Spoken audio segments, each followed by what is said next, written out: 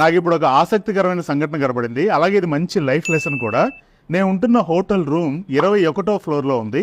నేను బాల్కనీలోకి వచ్చి బయట చూస్తే ఎదురుగా ఇంతకన్నా పెద్ద బిల్డింగ్, ఐ థింక్ 25వ ఫ్లోర్లో అనుకుంటా. అక్కడ కొంతమంది వర్కర్స్ అంత హైట్లో వేలాడుతూ ఒక ప్లాట్ఫామ్ మీద మిర్రర్ వర్క్ చేయడం చూశాను. అది చూడగానే నాకు ఏమనిపించిందంటే, అరే ఇంత హైట్లో ఉన్నారు, వాళ్ళకేం భయం ఏదా? అమ్మో ఇక్కడి నుంచి పడితే ఏమవుతుందో, తర్వాత పరిస్థితి ఏంటని భయం ఏదా అని ఖచ్చితంగా వేసి ఉంటుంది కదా.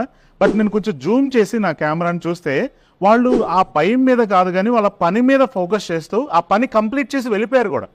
నాకు అది చూడగానే ఒక మంచి లైఫ్ లెసన్ గుర్తొచ్చింది.